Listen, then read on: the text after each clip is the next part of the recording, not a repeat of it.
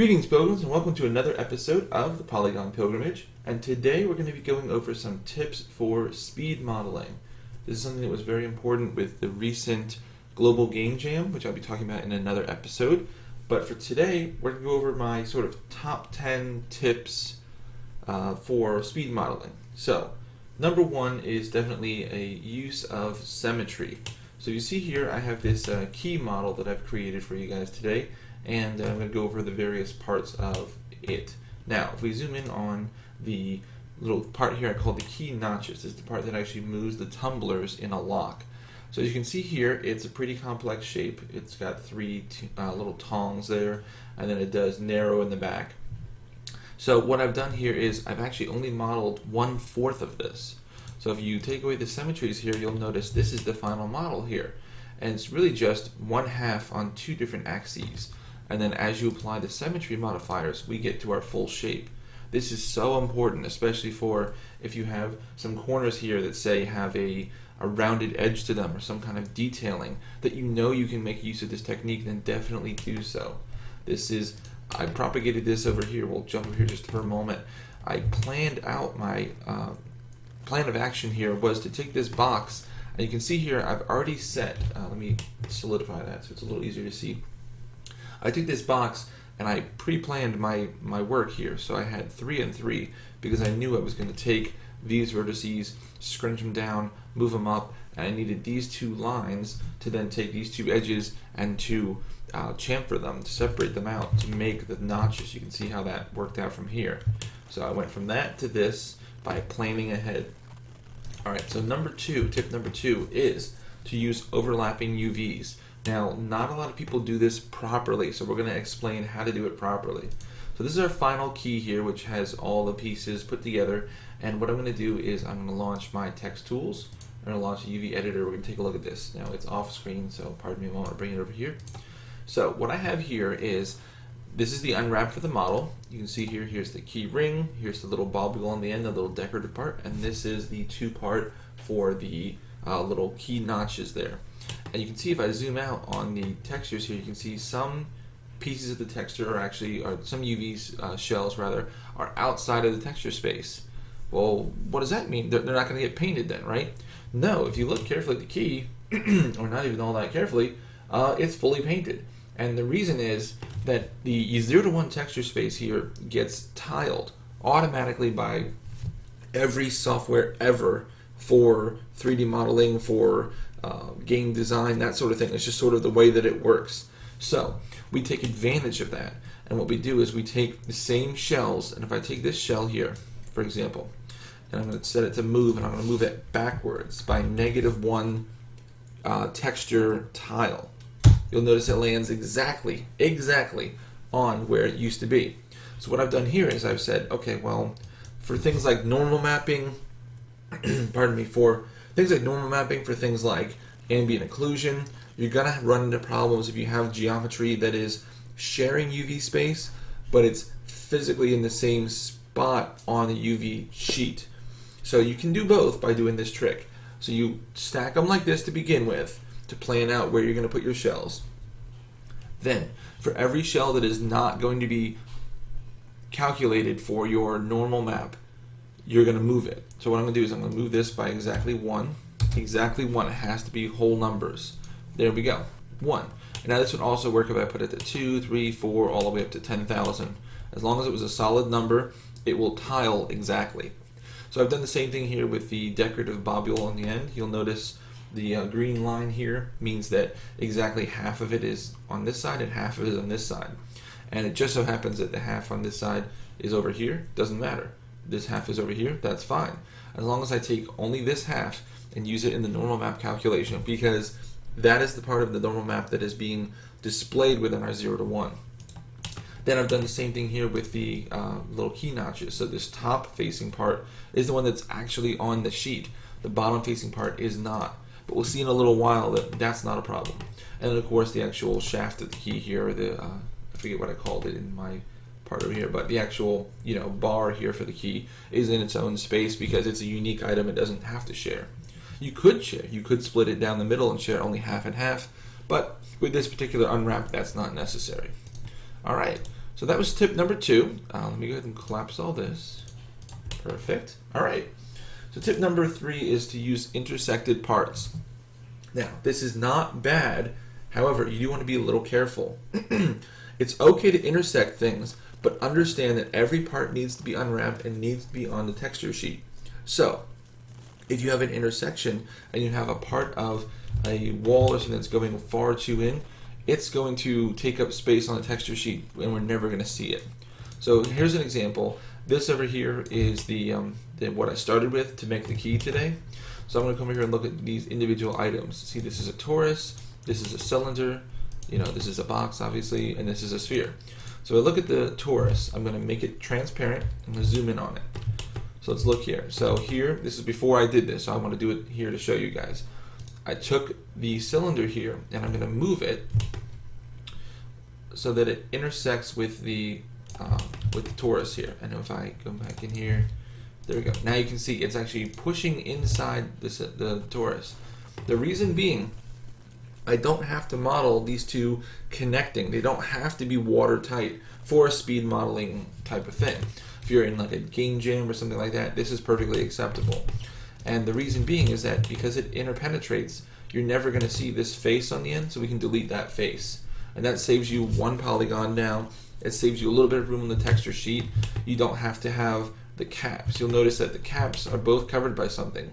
So you'll notice that when we jump back over to the final unwrap here, you'll notice that on the texture sheet, sorry, I have it set to go to the other screen, there are no UV shells for those caps because those caps don't exist. So I saved myself a little bit of space. So definitely, make sure you interpenetrate where you can. Now this amount is fine. It's when you do something like this, now you're wasting texture space. Because all of this here that you can see that's the darkest shaded area, that's part of the cylinder that's never going to be seen, but yet the whole cylinder needs to be on the texture sheet. So that's a huge waste. So don't do that, okay? As minimal as possible. Now, number 4 is shortcuts. This is such a huge lifesaver when you are speeding through something and you really got to get it done, but you need to be efficient. One of my favorite new shortcuts I'll show you here is actually for, I use it mostly for high poly work. So I have an object and I need to take this object and I need to say, oh, I need to add some edges to it. Instead of doing this where I would normally have to go, okay, select this edge, now I'm going to ring that edge, now I'm going to hit connect, and now let me move this out of the way. I can either move it, I can't move it manually, I can, I can slide it around to say, I need one right about there, I'm going to need another one, I need all that again to move another one way down here. Screw that, it takes too long. So here's what I do, Control-Shift-S, and now I can say there, 2 here for support, and now I'm just adding them. This is the shortcut key for the Swift loop inside of Max. So you need to learn your shortcut keys and make sure that you can use them, because this is so much faster. And then just Control-Shift-S and it goes away. And now I have these edges here ready for use. So much faster. So shortcuts will save your life, okay? Now, next one is to reuse objects. So this is more not necessarily it's not a speed modeling tip necessarily, but this is a tip for if you're modeling things for a project, don't model more than you have to, okay? Think of it like a movie set. If you're not going to see it, it doesn't need to physically exist. Now, there are some exceptions, shadows, etc. But for my example here is reuse. So I have this key, and I've unwrapped it, and I painted it once to make it look like gold. Now, let's jump over to Unity for just a second. I want to show you the example. So here the key is in Unity, and you can see I painted it in Substance Painter, and I have a little decoration there, and you'll notice with our doubled UVs that that decoration goes on the back automatically too. That's awesome, okay? So what I mean by reuse is, say your game calls for multiple types of keys. It calls for a gold key and maybe a silver key. Don't model a whole nother key for a silver key if you don't have to. Now, if there's some extra design or something, you need to add that, sure. You can still take the base key and add pieces to it to do that, or you can do like this and just say, I have one key, I'm going to duplicate it, move it over, and I have a whole nother material here that is the silver key material, which is just the same material, just painted silver. Slap it on there, there you go. Now you have a gold and a silver key, and you're speeding right along. That's the whole name of the game, is speed. When you have 48 hours to create a game from scratch, you don't have time to model more than one key. So you got to make efficient use of and plan your work. All right, next tip is to do our array and duplication. So array and duplication is if you have objects and you want to place them in the world, or you need to create, say, like lots of studs on a metal plate, something like that, you need to use the array tool.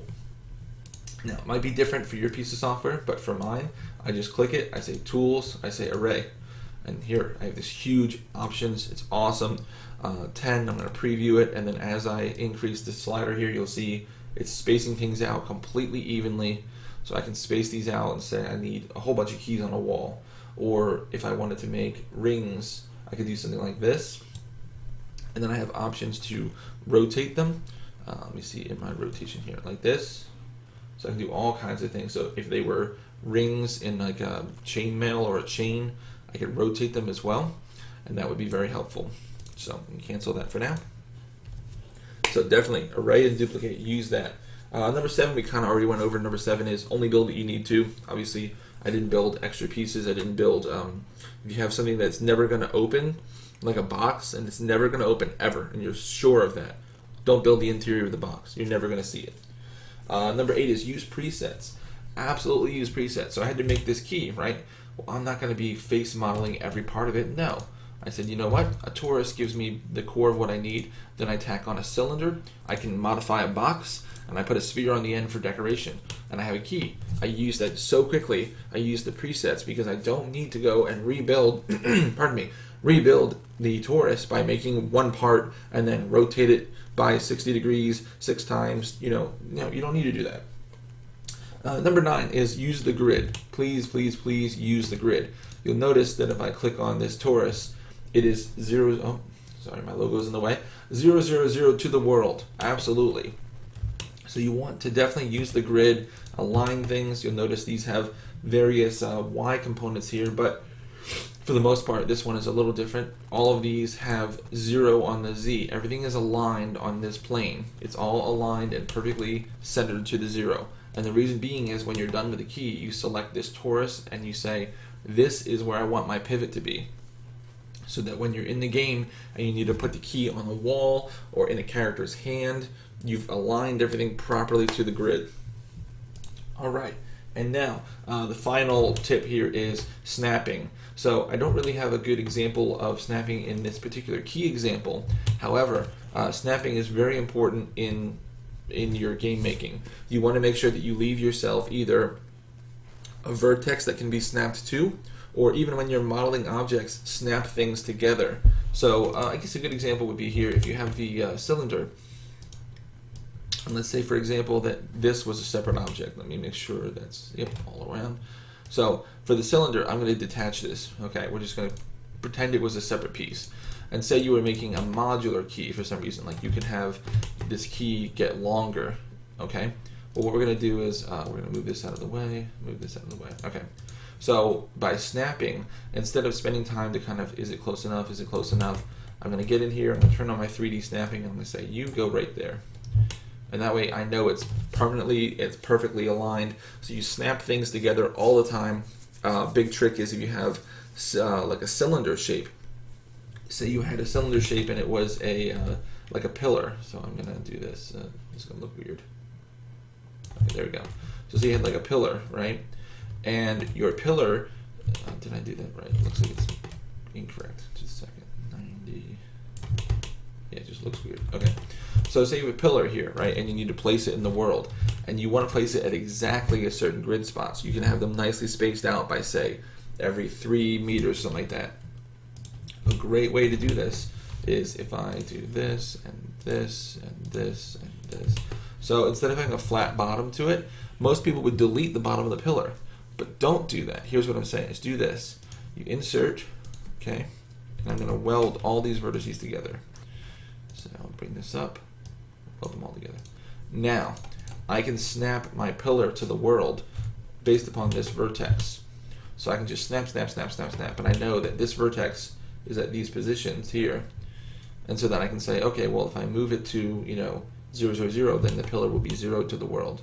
Now that won't work right here because I'm in sub-object mode. I'm not in, Unity, but that's another way to make sure that you are snapping things to the grid and that everything is in perfect place, and you can even snap parts of models together for high efficiency and speed. So I hope you guys have enjoyed. This was just a quick example of some of the tips and things that I tried to help teach people at the Game Jam to help them make their assets a lot faster. This is a much longer example of that. And if you're interested, let me know in the comments, and I will provide these keys for you guys to use in your projects. Just as they are here, I'll just export them for you, and you can look at the UVs and kind of study them and understand how that offsetting works. So if you'd like to have them, just let me know, and they're absolutely yours.